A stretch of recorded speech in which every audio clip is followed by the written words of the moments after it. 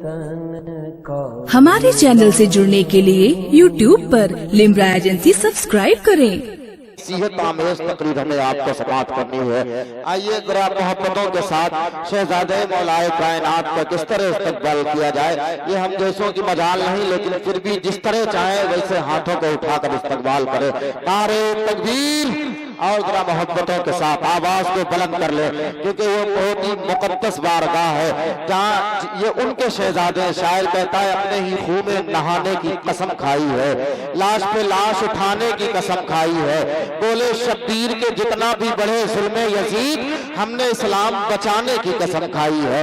हाथों को उठाकर इस्तकबाल कर ले। नारे तकबीर और मोहब्बत के साथ नारे तकबीर, नारे रिसालत, नारे रिसालत, शहजादे मौलाए कायनात, नारे तकबीर, नारे रिसालत, नारे रिसालत। सब भर रहे हैं काशे हाजत कहाँ कहाँ, सब भर रहे हैं काशे हाजत कहाँ कहाँ, फैला है इनका दस्ते इनायत कहाँ कहाँ। सब भर रहे हैं काशे हाजत कहाँ कहाँ, फैला है इनका दस्ते इनायत कहाँ कहाँ। तस्वीर इनकी दिल में बसाली है, इसलिए ढूंढेंगे इनको रोजे कयामत कहाँ कहाँ।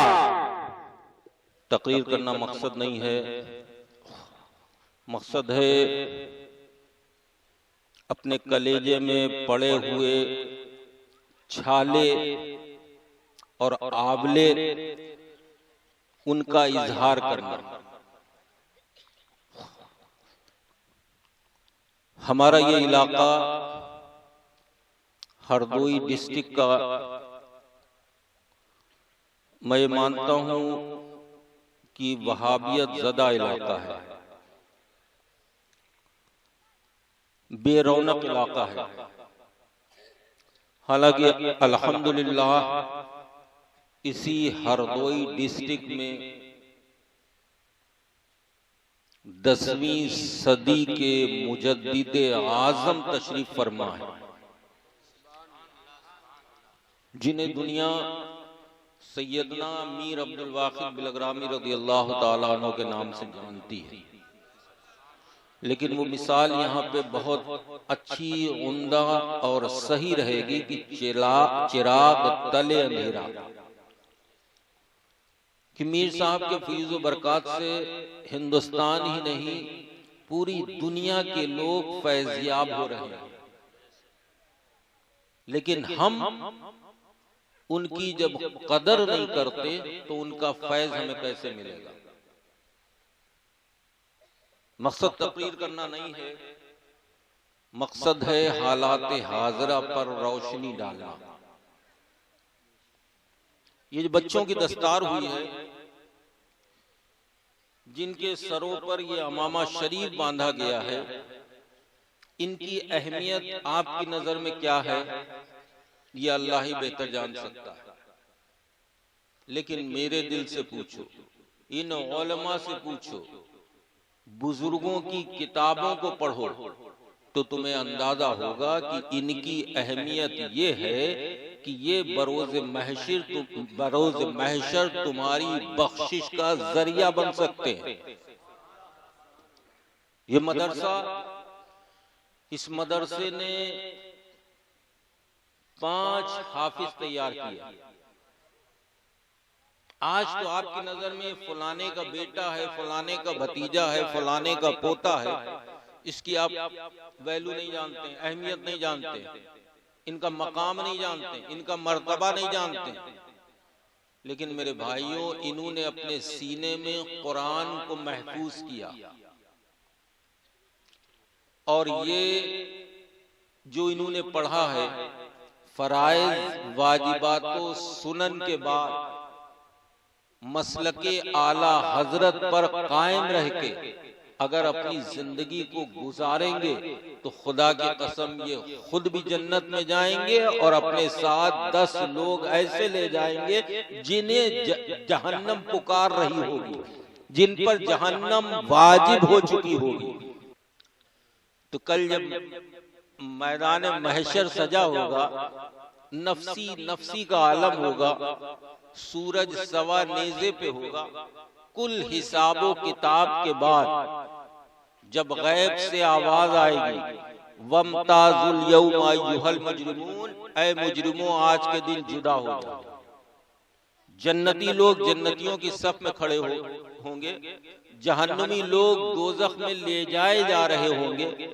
तब इनके बारे में अल्लाह तबारक व तआला इरशाद फरमाएगा, ऐ मेरे फरिश्तों, जितने सुन्नी सहीउल अकीदा हाफिज़े कुरान हैं उन्हें जन्नत में ले जाओ। तो ये फरिश्ते जब जन्नत की तरफ चलेंगे तो एक मर्तबा मुड़ के जहन्नमियों की तरफ देखेंगे। उसी जहन्नमियों में कहीं बदकिस्मती से कोई ऐसा हाफिज़े कुरान होगा जिसका बाप खड़ा हुआ होगा। वो अपने बाप को जहन्नमियों की सफ में देखकर अपने कदमों को रोक देगा। फरिश्ते पूछेंगे क्या हुआ? अर्ज करेगा अपने रब की बारगाह में, परवरदिगारा मेरी आंखें देख रही हैं कि ये जहन्नमियों की सफ में खड़ा कोई और नहीं बल्कि मेरा बाप है। मेरा वो बाप है जिसने मटिया मोह के फला मदरसे में हमारा दाखिला कराया था और हमने उस मदरसे में रह के कुरान को पढ़ा था, अपने सीने में महफूज किया था। अगर मेरा बाप मेरा दाखिला मदरसे में ना कराता तो आज मैं जन्नत का हकदार कैसे बनता? अल्लाह तबारक व तआला इरशाद फरमाएगा, ऐ फरिश्तों, मेरे इस बंदे के ऊपर इसके बाप का एहसान है, लिहाजा इसके बाप का भी हाथ पकड़ो, उसे भी जन्नत में ले जाओ। चुनांचे इसी हाफिज की नजर पड़ेगी अपने भाई की तरफ।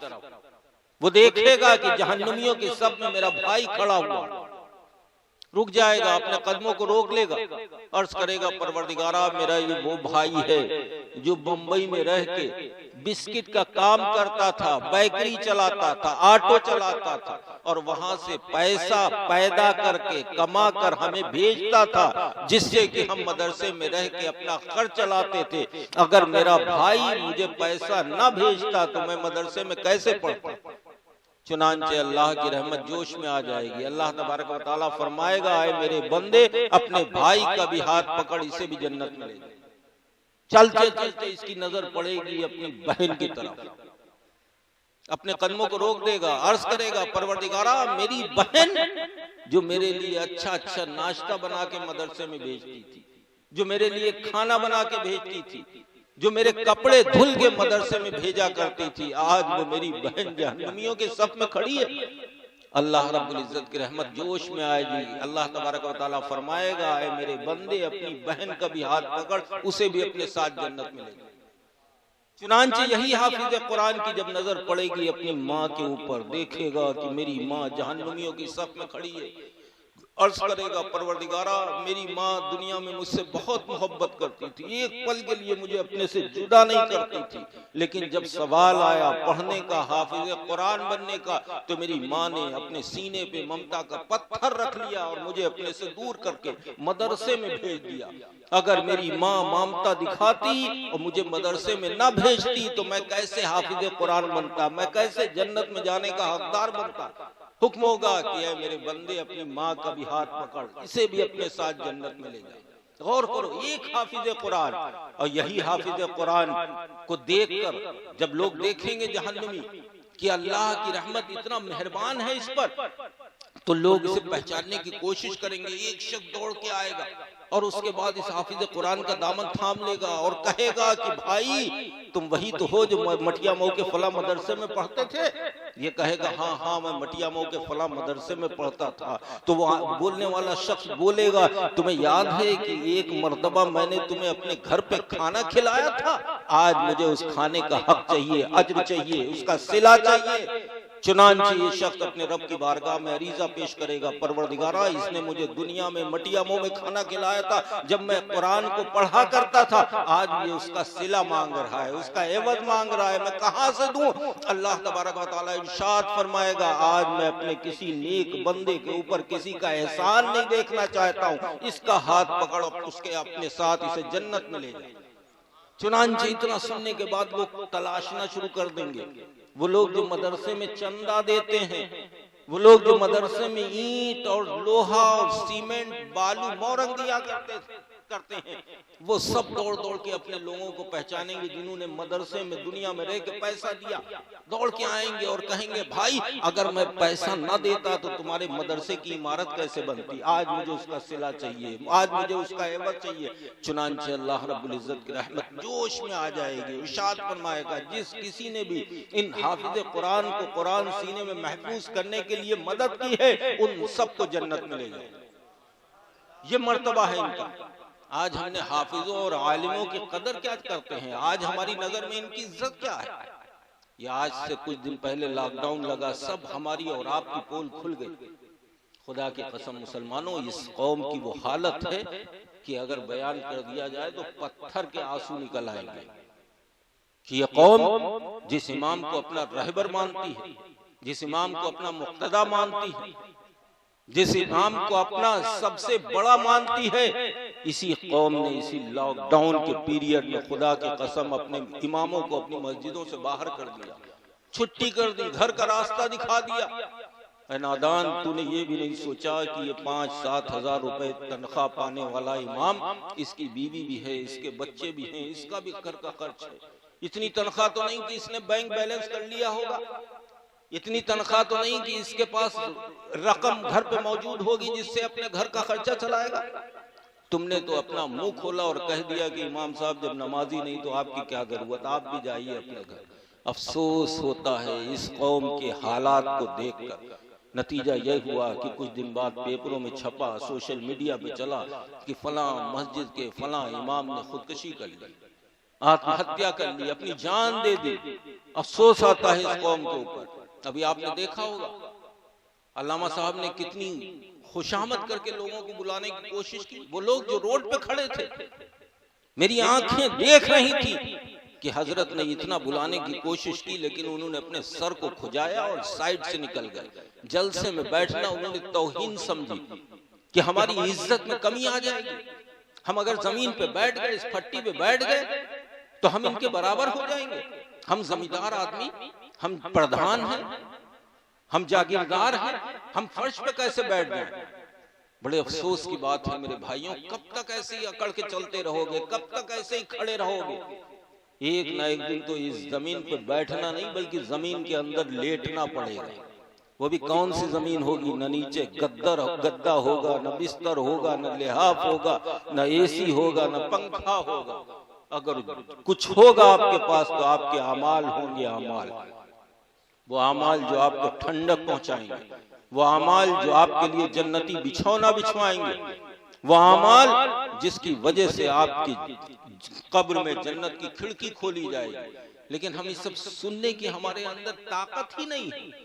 हम तो बस ये सोचते हैं कि दुनिया में आ गए तो बस हमारे लिए सब कुछ दुनिया ही है। नहीं मेरे भाई, एक ना एक दिन इस दुनिया को खैराबाद कहना है, मौत को गले लगाना है, कब्र की आगोश में पहुंचना है। वो अंधेरी कोठरी जिसके बारे में हम कभी सुनना ही नहीं पसंद करते। बस हमें तो बस इस दुनिया में रहकर दुनिया की ऐश और इशरत में डूब कर अपनी जिंदगी गुजारना। मेरे भाइयों, कभी मौत को याद किया करो कि इस रोड पर खड़े हुए लोग जो आज अपने जिस्म पर मक्खी बैठना गवारा नहीं करते, एक दिन वो भी आएगा कि जब ये तख्ते गुस्ल पे सीधे सीधे लिटा दिए जाएंगे। खुदा की कसम, हमारे और आपके जिस्म के कपड़े हमारे और आपके चाहने वाले कैंची से काट काट के उतारेंगे। तब कहां हमारी अकड़ जाएगी। सोचना चाहिए मेरे भाइयों कि हम किस तरह से अपनी जिंदगी गुजार रहे हैं, हमारी जिंदगी का मकसद क्या है। और हम दुनिया की रंगीनियों में खोकर अपनी जिंदगी का असल मकसद भूल गए। ये दुनिया हमारे लिए आरामगाह नहीं बल्कि इम्तिहान गाह है। दुनिया हमारे लिए सब कुछ नहीं है, दुनिया हमारे लिए एक स्टेशन है, हम सफर में हैं। हमारा असल वतन जन्नत है, जन्नत जहां हमारे बाबा हजरत आदम अला नबीना को अल्लाह ने पैदा फरमाया, और जो जहां पैदा होता है वही उसका वतन हुआ करता। ये दुनिया हमारे लिए एक स्टेशन है। इससे पहले हम कहां थे आपको मालूम है? सबसे पहले इंसान को अल्लाह ने जन्नत में पैदा फरमाया, हजरत आदम अला नबीना को। उसके बाद हम अपने बाप की पुश्त में आए। बाप की पुष्ट में आने के बाद हम ये समझे कि शायद अब इससे हमें आगे नहीं जाना है, यहीं रहना है, लेकिन नहीं, हुक्म हुआ आगे बढ़ो, अगला स्टेशन, अगला सफर करो, अगले स्टेशन पे जाके ठहरो। चुनांचे हम बाप की पुष्ट से निकल के अपनी माँ के शिकम में आ गए। वो हमारा दूसरा स्टेशन था। माँ की शिकम में आने के बाद हम समझे कि शायद हमेशा यही है, अब आगे नहीं जाना है, लेकिन हुक्म हुआ और आगे बढ़ो। हम अपनी माँ की गोद में आ गए, हम इस दुनिया में आ गए। दुनिया की रंगीनियों को देखा तो हमने सोच लिया कि बस हमेशा अब हमें यहीं रहना है, अब आगे हमें सफर नहीं करना। लेकिन नहीं मेरे भाई, अभी भी हम स्टेशन पे, अभी भी हम सफर में हैं। हमारा अगला स्टेशन होगा कब्र की अंधेरी कोठरी, और उसके बाद वहीं पे खत्म नहीं, इसलिए कि हम सफर कर रहे हैं, अपने घर से निकले हैं और अपने घर वापस जाना है। अभी हम रास्ते में हैं, हम सफर में हैं। उसके बाद कब्र से उठाए जाओगे, हुक्म होगा उठो, बहुत सो लिए। फिर उसके बाद हमारा अगला स्टेशन होगा मैदान क़यामत, यानी मैदान महशर। मेरे भाइयों, मैदान महशर में पहुंचने के बाद हमें हमारा वतन नजर आएगा, हमें जन्नत दिखाई देगी, हम जन्नत में घुसने की कोशिश करेंगे। फिर वहां पर हमसे सवाल होंगे। पहला सवाल नमाज के बारे में होगा। रोजे महशर की जहाँ गुदाज बुअद अव्वलीन पुरसिश नमाज, लाओ कितनी नमाजें दुनिया में पढ़ते थे, लाओ रखो इस तराजू के पलड़े पे, कितने रोजे रखे हैं, लाओ रखो। अपने माँ बाप की खिदमत की कि नहीं की, अपने वालिदैन की खिदमत की, अपने पड़ोसियों का ख्याल रखा। कुरान जो तुम्हें मुकद्दस किताब दी गई थी, क्या तुमने उसे पढ़ा और उस पर अमल किया? लाओ सब इकट्ठा करो, तब हम क्या पेश करेंगे?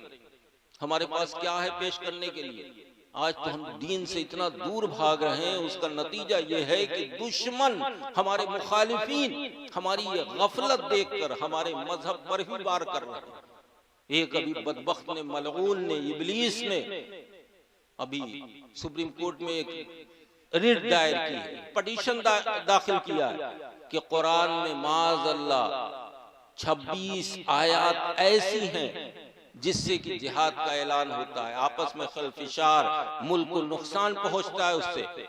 तो इन आयात को कुरान से माज़अल्लाह निकाल दिया जाए, रिमूव कर दिया जाए। गौर करो मुसलमान, नतीजा क्या हुआ? आज अल्लाह का हम पर एहसान है, करम है, फजल है मेरे भाइयों, कि अल्लाह ने हमें ऐसे मजहब में पैदा किया जिस मजहब को अल्लाह खुद पसंद फरमाता है। ऐसे नबी की उम्मत में पैदा किया जिस नबी की उम्मत में पैदा होने के लिए खुद नबियों ने तमन्नाएं की। ये तो अल्लाह का फर्ज है कि अल्लाह ने इस किताब को नाजिल भी किया और इसकी जिम्मेदारी भी अपने पास रखी। इन्ना नहनु नज़्ज़लना ज़िक्रा व इन्ना लहू लहाफ़िज़ून, बेशक इसका नाजिल करने वाला भी मैं ही हूँ और इसकी हिफाजत करने वाला भी मैं। वरना मैं क्या कर सकता हूँ, आप क्या कर सकते हैं? अल्लाह की तरफ से ऐसा अजाब नाजिल हुआ कि अल्लाह ने उस मलऊन के लिए जमीन को तंग कर दिया। वरना जिस दौर में हम गुजर रहे हैं, इस दौर में जरा गौर करो कि जब कोई किसी मुसलमान मजहब या किसी चीज के बारे में अगर कोई दूसरा मुखालिफ अगर आवाज उठाता है तो दुनिया के जितने इस्लाम मुखालिफ धर्म हैं सब यकजा हो जाते हैं, सब उसकी हिमायत में खड़े नजर आते हैं। लेकिन बात है, सवाल है कुरान का, और कुरान की हिफाजत अल्लाह ने अपने जिम्मे रखी। तो अल्लाह ने उसके लिए जमीन को तंग कर दिया। अल्लाह ने उसके ही खानदान वालों के दिल में उसके लिए नफरत पैदा कर दी कि आज वो कुरान के खिलाफ आवाज उठाकर रातों को रो रहा है, खुदा की कसम, इसलिए कि उसकी बीवी उसका साथ छोड़ के चली गई। उसके बेटे ने कह दिया कि ये मर जाएगा तो मैं इसे कांधा नहीं दूंगा। उसके भाई ने कह दिया कि इससे मेरा कोई ताल्लुक नहीं। उसकी जमात के तमाम उलमा ने, जो बड़े बड़े उनके उलमा हैं, उन सब ने मुत्तफिका तौर पे ये ऐलान कर दिया कि इस मलऊन की नमाज जनाजा कोई मौलाना हरगिज़ हरगिज़ नहीं पढ़ाएगा। और उनके जितने कब्रिस्तान हैं, बड़े बड़े उनके आलिमों ने, उनके उलमा ने इस बात का ऐलान कर दिया, और इस मरदूद मलऊन को कोई अपने कब्रिस्तान में दफन नहीं करेगा। जब वो नहीं दफन करेंगे तो क्या हम दफन करेंगे उस खबीस को? गौर करो, ये कुरान का फैजान है जो अल्लाह ने उसके घर वालों के दिल में ही उसके लिए नफरत पैदा कर दी। वरना हमारा तो ये माहौल है कि आज जो हम पर अजाब हो रहा वो कम है। हमारी दुनिया की जो हम जीने का जो हमारा तरीका है, जिस तरह हम अपनी जिंदगियां गुजार रहे हैं, उस लिहाज से अगर इससे ज्यादा हम पर अजाब हो तो कम हो। इसलिए कि हम बस मुसलमान के घर पैदा हो गए, बस अपने आप को मुसलमान समझ लिया और समझ लिया कि जन्नत हमारी और हमारे बाप की। खुसूसियत के साथ आपके स्टेज पे कोई पीर साहब आ गए, कोई मौलाना साहब किराए के खड़े हुए, उन्होंने तारीफों के पुल बांधना शुरू कर दिए कि अरे साहब ये पीर साहब अभी अभी आसमान से नाजिल हुए, ये चलते हैं तो इनकी गाड़ी हवा में उड़ती है, ये बोलते हैं तो इनके मुंह से फूल झड़ते हैं, ये रात भर सोते नहीं है, दिन भर जागते नहीं है, ये डायरेक्ट अल्लाह वाले हैं, इन्हें नमाज पढ़ना होती तो मदीने जाते हैं, अगर रोजा रखना होता तो मक्के जाते हैं। तरह तरह की उनकी करामातें बयान करके बस मुरीद हो जाओ और जन्नत तुम्हारी तुम्हारे बाप की। मेरे भाइयों, इस गलत फहमी में मत रहना। मैं जानता हूं ये मटिया मोह है, जहां कोई पीर नहीं चलता वो मटिया मोह चल जाता है, बस पीर होना चाहिए। मेरे भाई, ये पीरा मुरीदी ये बुजुर्गों का तरीका है। काहे के लिए है? हमारी जिंदगियों में सुधार लाने के लिए कि हम फला पीर से मुरीद हो गए, उनके हरकतों सकनात देखेंगे, उसकी नकल करेंगे, अपनी जिंदगी में सुधार पैदा करेंगे। ये नहीं कि साहब पीर मुरीद हो गए तो हम सीधे जन्नती हो गए, हमें नमाज पढ़ने की जरूरत नहीं, रोजा रखने की जरूरत नहीं, हमें उलमा की सोहबत इख्तियार करने की जरूरत नहीं, इसलिए कि हमने फला पीर साहब के हाथ में हाथ दे दिया हम जन्नती हो गए। मेरे भाइयों, ये जन्नत में पहुंचाने का, जन्नत दिलाने का जो बड़ा बड़ा दावा करते हैं, जो बड़ी बड़ी डींगे मारते हैं, खुदा की कसम ये तुम्हें क्या बख्शवाएंगे, इनके खुद के ये हाल होंगे, इनकी छोड़ो। रोज़े महशर को हमने बहुत हल्के में ले लिया, हम बहुत सस्ते में जन्नत को ले रहे हैं। जन्नत इतनी आसान नहीं मेरे भाइयों जितनी हमने और आपने समझ रखी। मैदान महशर सजा होगा, नफ्सी नफ्सी का आलम होगा। हद तो यह है कि हजरत आदम से लेकर हजरत ईसा तक हर नबी की जबान पे एक ही जुमला होगा, इज़हबू इला गैरी, इज़हबू इला गैरी। आज हम तुम्हारी कोई मदद नहीं कर सकते, दूसरे के पास जाओ। वहां क्या काम आएगा? वहां तुम्हारे अमाल काम आएंगे, तुम्हारी नेकियां काम आएंगी। हाँ, पीरा मुरीदी आएगी काम, कब आएगी? कब्र में जब जाओगे, जब तुमसे तीसरा सवाल किया जाएगा, मा कुंता तक़ूलु फी हाज़र रजुल, इनके बारे में दुनिया में क्या कहता था? अगर गौसे आदम का मानने वाला है, ख्वाजा गरीब नवाज से मोहब्बत करने वाला, मीर अब्दुल वाकिद बिलग्रामी का सच्चा आशिक है, आला हजरत के मसलक पर चलने वाला है, तो बआसानी जवाब दे देगा, उसकी पहली मंजिल आसान हो जाएगी। फरिश्ते कहेंगे सो जा ऐसे जैसे कि दुल्हन सोती है। चुनांचे लेकिन जब कब्र से उठाए जाओगे, फरिश्ते आएंगे, कहें उठो बहुत सो लिए, चलो मैदान महशर की तरफ। तब हमारे अमाल पूछा जाएगा, ऐ फला ये बता कि तूने दुनिया में कितनी नमाजें पढ़ी हैं? कहीं ऐसा तो नहीं कि तू मटिया मुंह में रह के चुपके से शराब की भट्टी पे चला जाता था? कहीं ऐसा तो नहीं कि तू जुए के भट्टे पे बैठता था? कुछ सट्टाबाजी तो नहीं करता था? तू गीबत तो नहीं करता था? चुगली तो नहीं करता था? झूठ तो नहीं बोलता था? हमारे अंदर कौन सी ऐसी बुराई है जो नहीं पाई जाती? हम कहाँ अपना मुंह छुपाएंगे? ये पीर हमारे उस वक्त काम नहीं आएंगे, उस वक्त हमारे अमाल हमारे काम आएंगे। हमारे अमाल उस वक्त हमारे काम आएंगे। हमने बड़ा हल्के में ले लिया जन्नत को साहब। बस हम मुसलमानों के घर पैदा हो गए। तुम्हें मालूम है कि मजहब इस्लाम को तुम तक पहुंचाने के लिए हमारे असलाफ ने कितनी कुर्बानियों का सामना किया, कितनी दुश्वारियां उठाई हैं, कितनी मुश्किलों से मजहब इस्लाम हम तक पहुंचा। आखिर ये पूरी दुनिया मिलकर मजहब इस्लाम की दुश्मन क्यों है? हमने या हमारे नबी ने या मजहब इस्लाम ने किसी का क्या बिगाड़ा? हम किसी की बुराई नहीं करते, सिर्फ अपने आका की तारीफ ही तो करते हैं। दूसरे को क्यों तकलीफ पहुंचती? उसकी वजह यह है मेरे भाइयों कि गैर जानते हैं बहुत अच्छी तरीके से। खासकर वो लोग जानते हैं जो इस्लाम के सबसे बड़े दुश्मन हैं। और तारीख शाहिद है इस बात की कि जो जितना बड़ा मजहब इस्लाम का दुश्मन हुआ उसने मजहब इस्लाम को पढ़ने की कोशिश की, लाओ इसमें से बुराई निकाले और मुसलमानों को बदनाम करे। जैसे जैसे वो मजहब इस्लाम में घुसता गया, पढ़ता गया, हद तो ये है कि मेरे भाई एक वक्त वो भी आता है वही इस्लाम का दुश्मन सबसे पहले कलमा पढ़ के मुसलमान हो जाता है।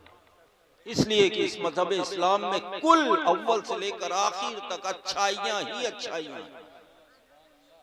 आखिर दूसरों को क्या पड़ी है? और भी तो मजहब है, ईसाई भी तो हैं, यहूदी भी तो हैं, मजूसी भी तो हैं, तमाम फिरके हैं, तमाम धर्म है, तमाम मजहब है, लेकिन कोई किसी का दुश्मन नहीं। कहीं भी आप देखिए तारीख उठाकर, अगर कहीं भी कोई जंग हो रही होगी, कहीं किसी से कोई लड़ाई हो रही होगी तो दूसरी पार्टी मुसलमान होगी। क्यों? इसलिए कि वो जानते हैं कि ये सबसे बात का मजहब है, अभी तकरीबन 1500 साल पहले का मजहब है, लेकिन इतनी तेजी से फला है, बढ़ा है कि आज पूरी दुनिया में इस्लाम पाया जाता है। दुनिया के गोशे गोशे, चप्पे चप्पे में मुसलमान मौजूद हैं। क्यों? उसकी वजह है कि हमारे असलाफ ने, हमारे बुजुर्गों ने इस मजहब इस्लाम को आप तक पहुंचाने के लिए बड़ी कुर्बानियां, परेशानियों का सामना किया। और सब छोड़िए, बल्कि बानिए इस्लाम हमारे और आपके प्यारे आका शाफ़े महशर जनाब अहमद मुश्तबा मोहम्मद मुस्तफ़ा सल्लल्लाहु ताला अलैहि वसल्लम ने कितनी तकलीफों का सामना किया।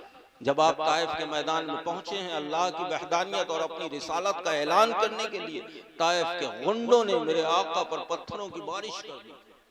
हद तो यह है कि मेरे आका का जिस्म लहू लुहान हो गया, आपके जिस्म से खून के फव्वारे छूटने लगे, आपकी नाले पाक खून से तर हो गई। आपके साथ आपके गुलाम हजरत ज़ैद इब्न हारिसा मौजूद है। अपने आका की हालत देखी, अनकरीब था कि मेरे आका गश खाकर गशी के आलम में जमीन पे तशरीफ ले आते। ज़ैद इब्न हारिसा ने अपनी आगोश में ले लिया और अर्ज की, हबीबी या रसूलल्लाह, इन ताइफ वालों के हक में बद्दुआ फरमा दीजिए। हजरत जिब्राइल हाजिर हुए, अर्ज की, हबीबी या रसूलल्लाह, ये पहाड़ का फरिश्ता इजाजत चाह रहा, अगर इजाजत मिल जाए तो दोनों पहाड़ आपस में मिल जाए ताकि ये सारे के सारे ताइफ वाले इसी में पिस जाएं। बारिश का फरिश्ता अर्ज कर रहा है, या रसूलल्लाह, अगर इजाजत मिल जाए तो मैं इन पर इतना बरसूं कि ये सब मर जाएं। जमीन का फरिश्ता अर्ज कर रहा है, या रसूलल्लाह, मुझे इजाजत दे दीजिए, मैं अपना सीना खोल दूं और सब ताइफ वालों को अपने सीने में दबोच लूं। मेरे आका ने फरमाया, नहीं। हजरत ज़ैद इब्न हारिसा अर्ज करते हैं, हबीबी या रसूलल्लाह, आप तो बद्दुआ कर दीजिए इनके हक में। जिस तरह हजरत लूत अलैहिस्सलाम ने, हजरत मूसा अलैहिस्सलाम ने, तमाम नबियों ने इनके लिए बद्दुआएं की, आप भी बद्दुआ कर दिए। मेरे आका इरशाद फरमाते हैं, अपने हाथों को उठाते हैं, अपने लबों को जुम्बिश देते, अर्ज करते हैं, परवरदिगारा, इन ताइफ वालों को हिदायत अता फरमा। गौर करो मुसलमानों, ये मजहब इस्लाम हम तक कैसे पहुंचा। हजरत ज़ैद इब्न हारिसा अर्ज करते हैं, हबीबी या रसूलल्लाह, इन्होंने आपको इतनी तकलीफ पहुंचाई है, आपके जिस्म से खून बह रहा है, फिर भी आप इनके हक में दुआएं कर रहे हैं। मेरे आका इरशाद फरमाते हैं, ज़ैद, जो मैं जानता हूं वो तुम नहीं जानते, ज़ैद, जो मैं देख रहा हूं वो तुम नहीं देख रहे। तुम्हें सिर्फ इतना नजर आ रहा है कि ये मुझ पर पत्थरों की बारिश कर रहे हैं, मुझे तकलीफ पहुंचा रहे हैं, लेकिन ज़ैद, मैं देख रहा हूं कि इन्हीं की आने वाली नस्लें मेरा कलमा पढ़ के मुसलमान हो जाए। ये मजहब इस्लाम हम तक कैसे पहुंचा। आप करबला की धरती पे चलिए, देखिए मेरे आका इमाम हुसैन, अल्लाहु अकबर। वो हुसैन कौन हुसैन? वो हुसैन जिसे मेरे आका ने बचपन के आलम में, कम उम्री में फरमा दिया था कि ये हसन हुसैन जन्नती नौजवानों के सरदार। ये जब नहीं कहा कि जब वाक़यात करबला पेश आया, जब प्यारे आका इमाम हुसैन ने शहादत पेश की, अपने 18 साल कड़ियल जवान बेटे के लाशों पर घोड़ों को दौड़ता हुआ देखा, तब नहीं फरमाया कि जन्नती नौजवानों के सरदार। नहीं, जब मेरे आका हुसैन छोटे से थे तब इरशाद फरमा दिया था कि ये दोनों शहजादे जन्नती नौजवानों के सरदार। किस चीज की कमी थी कि 6 माह के अली असगर के हुलकूम में तीर को लगता हुआ देखा, सब्र किया। इसलिए कि मजहब इस्लाम को आगे बढ़ाना था, आगे पहुंचाना था। हम तक और आप तक जो मजहब इस्लाम पहुंचा है, खुदा की कसम अगर हमारे बुजुर्गों की तारीखें पढ़ेंगे तो आपका दिल खून के आंसू रोएगा। लेकिन हमने इसे हल्के में सोच लिया। हमने तो सोच लिया बस पीर साहब के हाथ में हाथ दे दिया या उसमें आए 2-4 ठुमके लगा लिए, उसके बाद 150 रुपए निछावर कर दिए, हम जन्नती हो गए। जन्नत इतनी सस्ती नहीं है मेरे भाइयों जितनी हमने और आपने समझ रखी। जो वाकई जन्नती हैं उनसे पूछो मैदान महशर के बारे में उनका क्या सोच है।